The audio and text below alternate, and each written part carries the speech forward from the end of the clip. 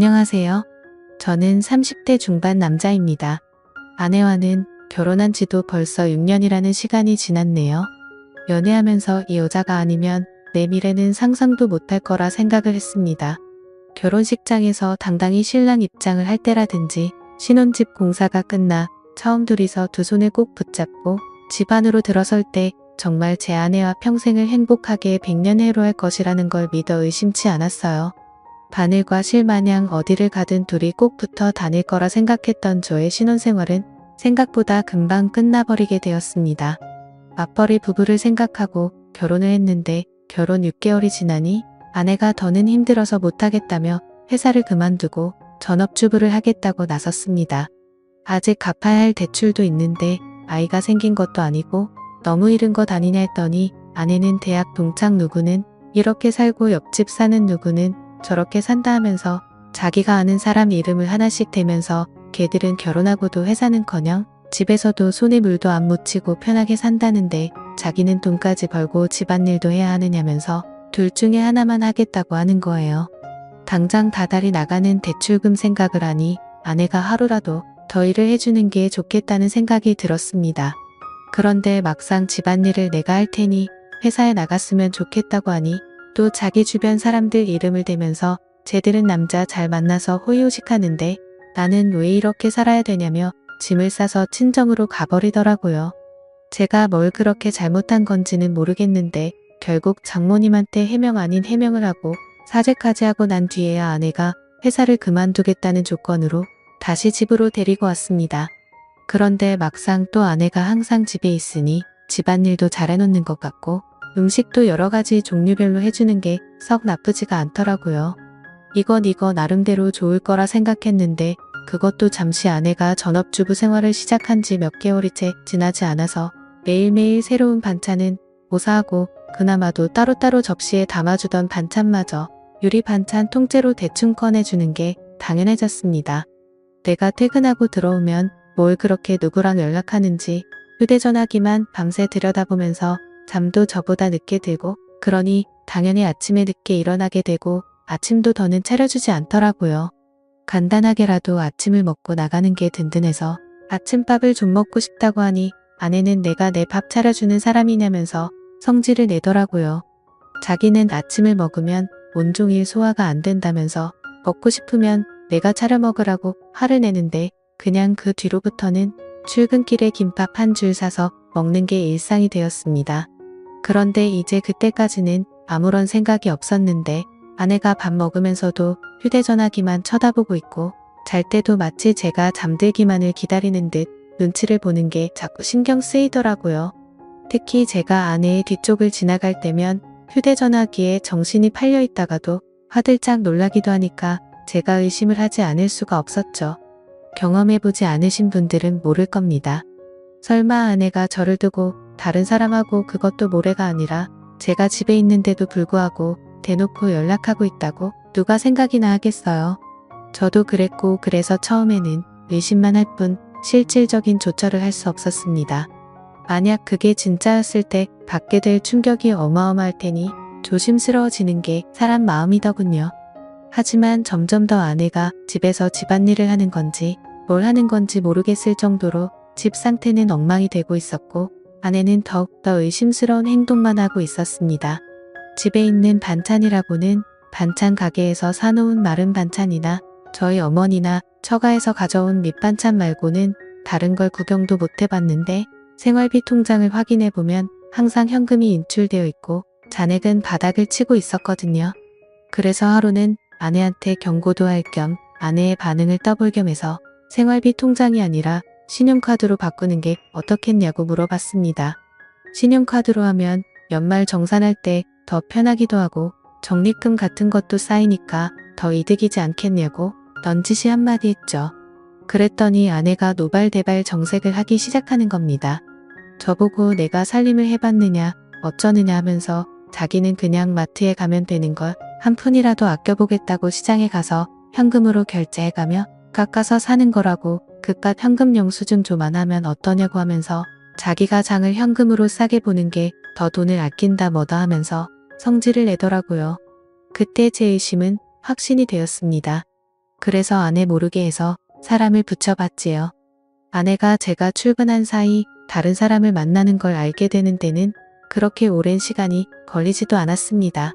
이미 그럴 거라 생각을 하고 있었다 보니 아내가 그렇다는 걸 알게 되었는데 그렇게 놀랍지도 않았지요. 오히려 놀라게 된 건 아내가 바람을 피우는 상대가 누군지 듣게 되었을 때 그때 훨씬 많이 놀라게 되었지요. 아내가 제가 출근한 사이 한껏 차려입고 동네에서 꽤 떨어진 곳까지 가서 만난 상대는 다른 사람이 아니고 제 동생 녀석이었습니다. 제 동생은 저보다 4살이 아래지만 아내로서는 아내 본인과 동갑이다 보니 결혼 전부터 저랑은 세대 차이가 난다 뭐라 하면서 동생하고 죽이 잘 맞는 모습을 보여줬었거든요. 그때는 동생이나 아내나 저를 노리면서 장난을 치는 거로 생각했는데 막상 심부름센터에서 아내가 저 몰래 만나고 있던 사람이 다른 사람이 아니라 제 동생이라는 사실을 알게 되니 피가 거꾸로 솟는 기분이었습니다. 그런데 심부름센터 직원이 덧붙이기를 둘이서 항상 카페에서 만나 1시간 정도 대화를 나누다가 그 다음으로 향하는 곳은 언제나 제 동생이 혼자서 사는 자취방이라는 겁니다. 말인즉슨 두 사람은 마치 누군가가 자기들을 알아보지는 않을까 눈치채고 있는 것처럼 매일같이 밖에서 만나기는 하지만 그 어떤 행각도 부리지 않고 카페에서는 조용히 대화만 나눈다고 하는 거죠. 사람이 집 앞까지 도착하면 마음이 풀리기 마련인데도 두 사람은 그 흔한 손 한 번 잡지 않는다고 하더군요. 그래서 아내가 매일같이 제 동생과 미래를 즐기고 있는 것은 사실이지만 그렇다고 해서 카페에서 매일같이 만나고 있는 것과 동생 집에 들어가는 걸 가지고 증거라고 들이밀기에는 조금 부족한 감이 있다고 하더군요. 제일 좋은 건 블랙박스가 되었든 집에서 녹음하던지 간에 어떻게든 두 사람이 저를 속이고 그러고 있다는 걸 입증할 만한 증거가 필요하다는 겁니다. 아니면 두 사람의 현장을 제가 덮치던가 하는 식으로 말이죠. 그러니까 이 심부름센터 사람도 이런 쪽 일이나 이런 경우는 굉장히 빠삭한 편인 베테랑이었거든요. 여태까지 짬으로 보기에 분명히 이 상황은 제 동생과 아내가 반드시 무언가 있을 거라는 확신이 있는데 괜히 헛다리 짚었다가 자기한테 피해가 갈 수도 있으니까 한 발을 빼는 것처럼 보였습니다. 그리고 나서는 3주를 따라 붙었는데 저렇게 매일같이 만나면서도 아무런 흔적을 남기지 않을 수는 없다고. 거기서부터는 저도 같이 협조해서 잡아내든지 아니면 자기들은 발을 빼겠다고 하더군요. 제가 여태까지 들어간 돈이 얼만데 현장 증거를 나보고 잡으라는 거냐고 따지니 이만 여기까지 하겠다는 겁니다. 이후의 일은 제가 알아서 하라고요. 어디에 돌팔이 같은 놈들한테 엮인 기분도 들고 괜히 다른 센터를 찾아봐야 그 정도로 암수를 피우는 거라면 아무것도 못 잡아낼 수도 있겠구나 하는 생각에 저도 더는 시간 낭비를 하지 않기로 했습니다. 그냥 제가 현장을 직접 덮쳐버리는 게 낫겠다 싶었어요. 회사에 월차를 내고 렌터카를 하나 빌려서 동생이 사는 자취방 앞에 대기하고 있었습니다. 아내는 제가 출근한 줄로만 알고 있을 테니 매일같이 만나고 있다고 하는데 당연히 그날도 둘이 똑같은 패턴으로 카페에서 둘이 만나서 동생 집에 도착을 하겠다는 계산이 서 있었습니다. 차 안에서 숨죽여서 기다리고 있었지만 그 시간이 평소와는 다르게 엄청나게 천천히 가더군요. 이 무더위 속인데도 모자도 뒤집어 쓰고 최대한 안 보이게 동여매고 있으니 거기에 차 시동도 걸어놓지 못하는 상태다 보니 정말 죽을 맛이었습니다. 그런데도 심장은 엄청나게 빠르게 뛰고 정말 그 차 안에서 무슨 생각을 했는지 기억도 안 날 정도로 오만 가지 생각이 오고 갔습니다. 아니나 다를까 거의 매일같이 똑같은 패턴으로 행동한다는 말과 똑같이 두 사람이 시야에 들어오더군요. 사진으로 보는 것보다 실제로 보니 정말 치가 떨려서 그 자리에서 문을 박차고 나가 두 사람한테 욕한 바가지를 쏟아붓고 싶었지만 현장을 덮치기 위해 속으로 참을 인자를 새기면서 겨우겨우 참아냈습니다. 카페에서 둘이 시간을 보냈으니 집 안에 들어가자마자 본 경기를 시작하려나 그 길로 저도 뒤따라 들어가 문을 열고 들어가고 싶었지만 참았습니다. 그때의 1분 1초는 정말 제 인생 그 어떤 시간보다 느리고 천천히 흘렀습니다. 무더위에 두 사람 다 걸어오느라 고생 좀 했을 테니 땀이라도 식히겠거니 싶어서 조금만 더 시간을 두고 기다리기로 했지요. 동생 집 비밀번호는 제가 이미 알고 있었습니다. 뭔가를 바꾸는 걸 별로 좋아하지도 않는 성격이어서 예전부터 한 번호만 쭉 고집해온 녀석이거든요. 이미 두 사람이 집에 들어간 상황에 저도 뭘 더 차 안에 있을 필요가 있겠나 싶어 저는 이미 동생 집 앞까지 들어와 있는 상황이었습니다. 얄팍빠진 철제 현관문 너머로 아내와 동생의 목소리가 들려오는데 정확하게 무슨 내용을 말하는지는 들리지 않았지만 동생이 벌써 시작을 한다느니 어쩌니 아내가 오늘은 조금 빨리 좀 끝났으면 좋겠다느니 어쩌느냐 하면서 하하호호거리며 이야기를 주고받더군요. 아니나 다를까 5분도 걸리지 않아서 두 사람은 뭘 하는 건지 문 너머로 들려오던 소음도 하나 들려오지 않고 조용하니 아무 소리도 들리지 않기 시작했습니다.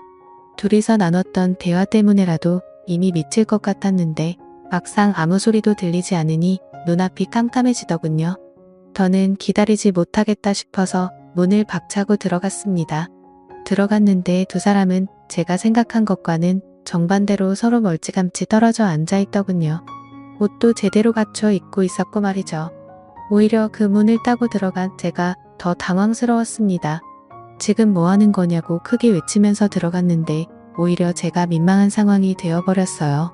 아내는 집에서 재택근무 형식으로 일할 수 있게 인터넷 사업을 구상 중이었고 그 과정에서 컴퓨터에 능숙한 제 동생에게 도움을 받고자 그동안 동생을 만나왔던 겁니다. 오히려 제가 동생과 아내에게 몹쓸 짓을 하고만 상황이 되어버렸죠. 손이 발이 되도록 싹싹 빌어야 했습니다. 아무리 의심할 게 없어도 그렇지 어떻게 동생과 아내를 그런 사이로 의심할 수 있느냐고 동생에게 한 소리 아내에게 한 소리 듣고 나서 나아가서는 어머니에게 한 소리 또 듣고 장모님한테는 아주 가루가 되도록 욕을 얻어먹었습니다. 졸지에 저는 아내랑 친동생 사이를 의심하는 의심병 환자가 되어버렸죠.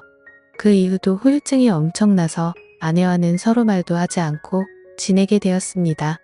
그렇게 되니 너무 억울하더라고요. 그래서 아내의 뒤를 캘 때 고용했던 심부름센터 직원을 만나서 따졌습니다. 어떻게 자기는 아무 잘못 없다 잡아떼고 면피를 하려고 할 줄 알았는데 심부름센터 직원이 돈은 다 환급해준다고 하면서도 자기는 억울하다고 하는 겁니다. 자기가 이걸로 밥 벌어먹은 게 어디 한두 번 한 게 아니라고 다른 업계에서도 베테랑이라고 자부하고 다니고 그동안 경험으로 저와 제 동생의 사이가 거짓이 아니고 거의 확신에 가깝다는 듯이 이야기를 하기 시작했습니다. 이 양반이 내가 틀렸다고 하니까 자존심이 그렇게 상했나 싶었고 저는 사실 억울한 게 더 컸기 때문에 헛소리하지 말고 그럼 환급이나 해달라고 했어요. 그 양반한테 보수를 환불받는다고 해도 이미 엎질러진 물을 되돌려 놓기에는 힘든 상황이었지만 그래도 마음이라도 풀고 싶었거든요. 그런데 그 양반이 흔쾌히 환급을 해준다고 했다가 자기한테 짧게는 2주에서 길게는 2달만 시간을 달라고 하더군요. 제가 보수로 준 돈이 그렇게 큰 목돈이 아니었는데 이 양반이 돈이 궁해서 그러는가 싶었습니다. 그런데 그게 아니었고 자신은 지금도 확신한다면서 지금부터는 무료로 더 조사해본다고 하더라고요. 만약 그렇게 했음에도 자신이 틀린 거면 다 환불해준다고 말이죠. 안 그래도 헛다리 짚어서 쪽팔렸었기에 그냥 무시하려고 하다가 공짜로 해준다는데 내심 저도 껄끄럼해서 일단 알겠다고 했습니다. 그로부터 정확하게 한 달이 지나서 그 양반이 저에게 녹음 파일 하나와 사진 몇 개를 내밀더군요. 그리고 그건 사실이었던 겁니다. 아내와 제 동생의 사이가 말이죠. 심부름센터에 어떻게 그걸 확신했느냐고 했더니 주변 정황만 봐도 다 보이는 상황이라는 겁니다. 갑자기 커진 아내의 씀씀이와 돈의 사용처를 들키기 싫어서 현금을 사용하는 것까지 말이죠. 제 아내가 동생 집에 들락거리는 건 어떻게든 둘러댈 수가 있지만 돈을 번다고 하는 일인데 오히려 소비만 더 커지고 있으니 뭐가 있어도 있다고 확신을 했다는 거죠.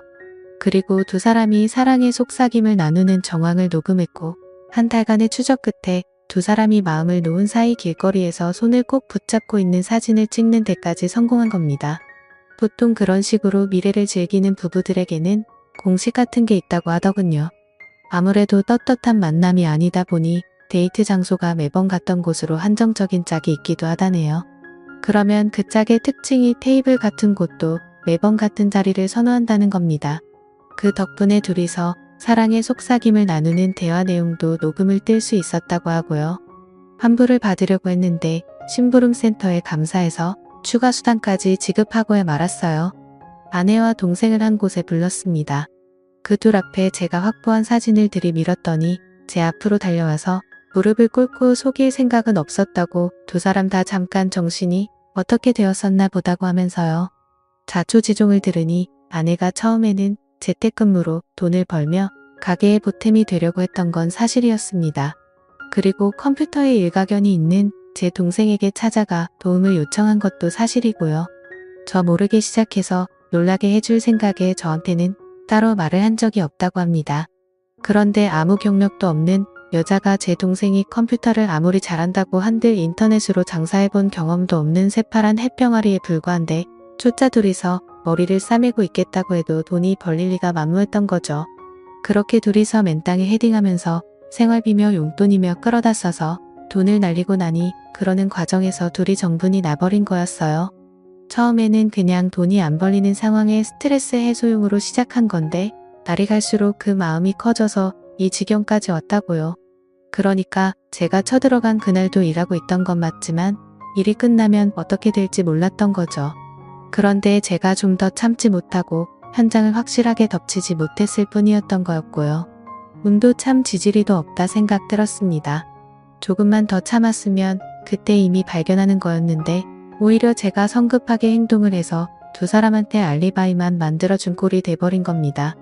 그리고 저한테 그렇게 한 번 걸렸으니 두 사람은 완전히 마음을 놓았던 거고 그동안 밖에서도 누가 볼까 경계태세로 다니던 두 사람이 마음을 놓고 손을 잡고 돌아다니다가 심부름 센터에 꼬리를 잡혔던 거였죠. 세상에 믿을 사람 하나 없습니다. 평생을 약속한 배우자와 저의 하나뿐인 혈육인 동생이 저를 두고 그런 행각을 벌였다고 생각해보세요. 여러분들이라면 어떠실 것 같은가요? 심부름 센터 비용하고는 다 동생과 아내에게 뜯어냈고 위자료 청구까지 했습니다. 제 친동생에게까지 합의금을 뜯어내야 하는 게 참 어이가 없는 상황이네요.